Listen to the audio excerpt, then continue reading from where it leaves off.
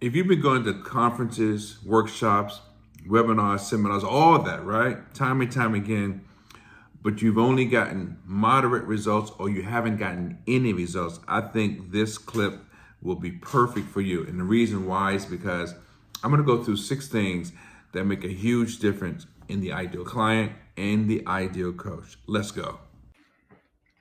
Hey folks, Sir Charles Carey here, and I want to talk to you about being the ideal coach and being the ideal client. I think they're both sort of interchangeable, if you will. You know, it's kind of a crucial position to be in when you want to elevate your game, when you want to be a better version of you, and you go through that process by, finding a coach.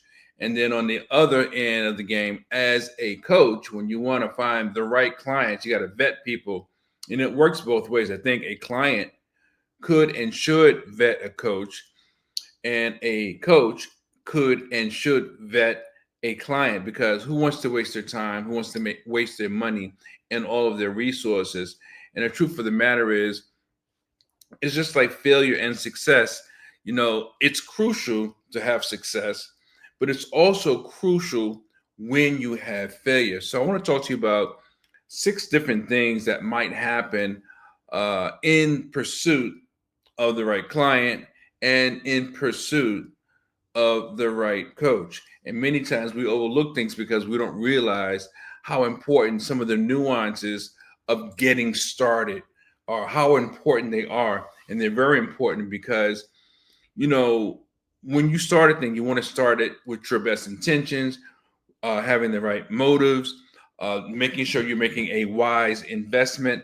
And if you're not doing that, it's going to be really difficult. And it sometimes takes an impact on your psyche, so to speak. So, understand that as you're going down this road, each level is going to present something different.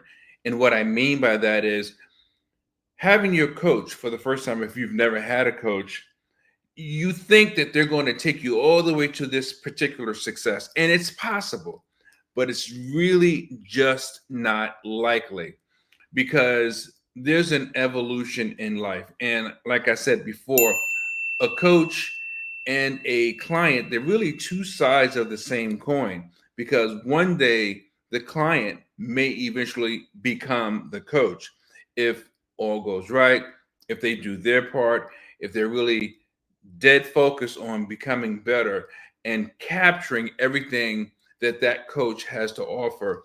But failure and success it's inevitable, and not just in the venture that you're going on or going through, but it's inevitable because no one's always going to win, just as no one is always going to lose.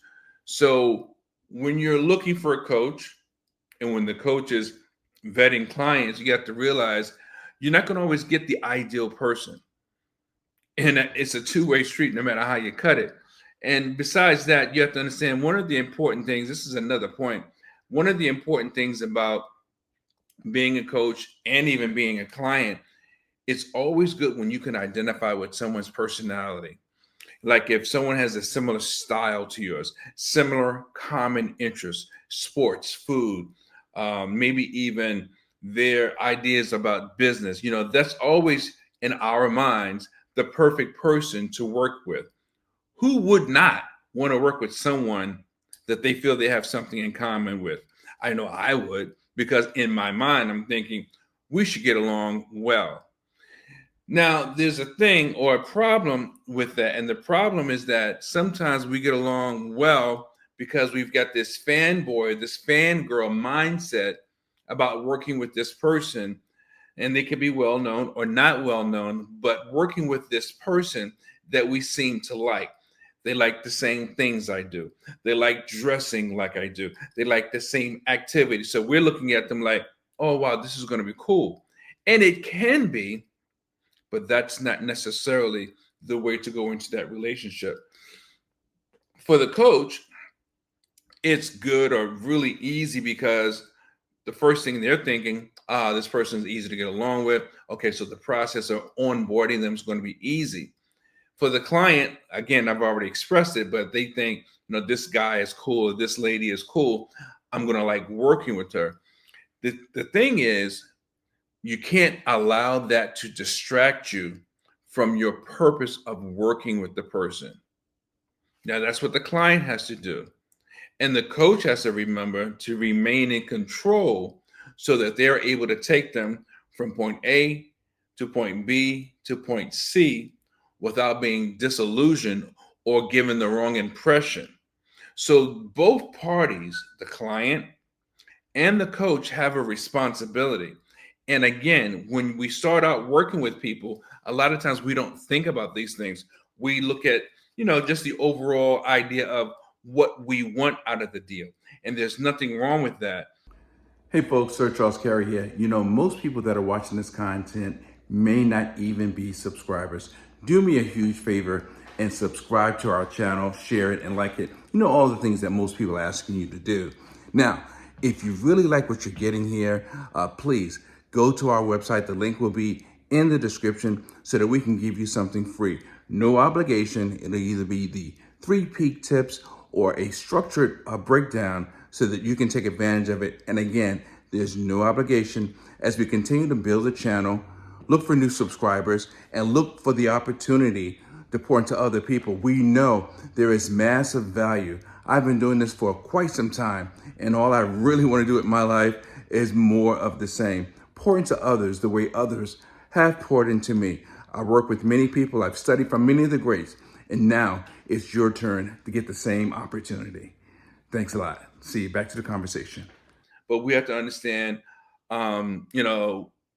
if things go wrong, or if you hire a coach and there's something about them that you don't like or that's not good in your opinion, and you've already invested your finances into this process, sometimes we lose momentum, lose interest, we lose a lot of whatever you want to call it, je ne sais quoi. We lose the ability to retain the information because we have this block now. I didn't know they acted like this, or I didn't know that they were really like that, or I didn't know their style was whatever that may be. And you kind of like get distracted from getting what you came for. And I understand that. However, you have to be a little wiser, a little more shrewd in your strategy of what your purpose for working with them is. What I mean by that is, okay, let's say you don't like their teaching style after you start working with them. Well, is the information correct? Is the information accurate? Is the information helpful in any shape, form, or fashion? I think that's more important than allowing the focus to be on, I don't like the way they sound. I don't like the way they dress overall. And see, this is the thing. When you go into a agreement, sometimes we go into this agreement under the idea of they're good. People say they're good. They had a very inviting sales pitch. They seem to, hit all the marks on what I'm looking for and what I need. And that there's nothing wrong with that. But there's so much more to the process. So to sum this particular point up, it's great if the person you have a lot in common with, but you have to make sure that you don't get so friendly that you lose sight of what you're going there for. And it's the same thing on the other side for the coach.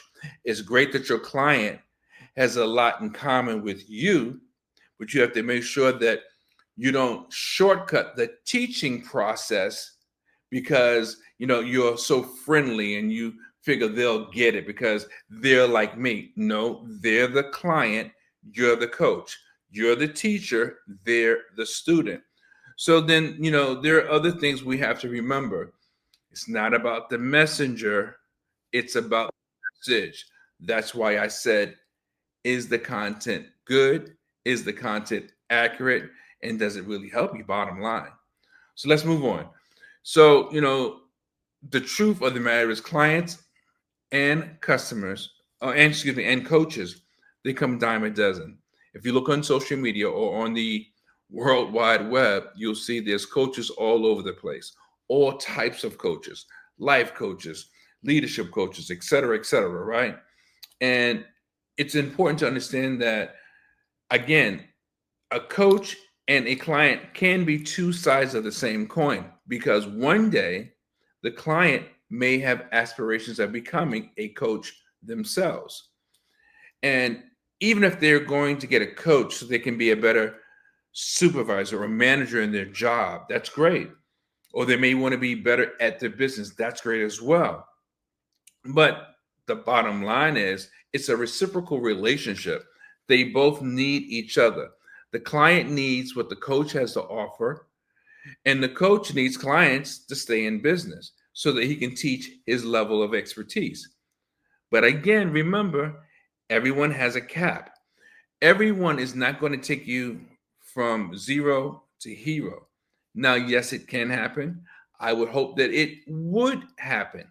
But if it does not happen, you have to understand that the reality of the situation is, okay, let me at least get what I came for, whether we are cool with one another or not. And as the saying goes, when the student is ready, the teacher will appear.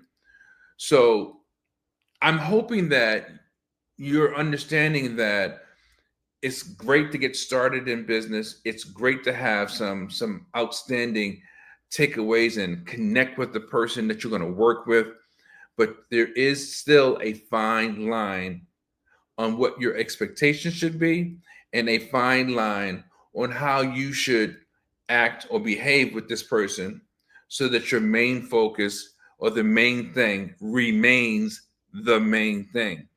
And as I spoke to this point a little bit earlier, it is important to be relatable. It's very important. I can tell you, for once, I remember one of my many coaches I met. I had heard about them and had never met them.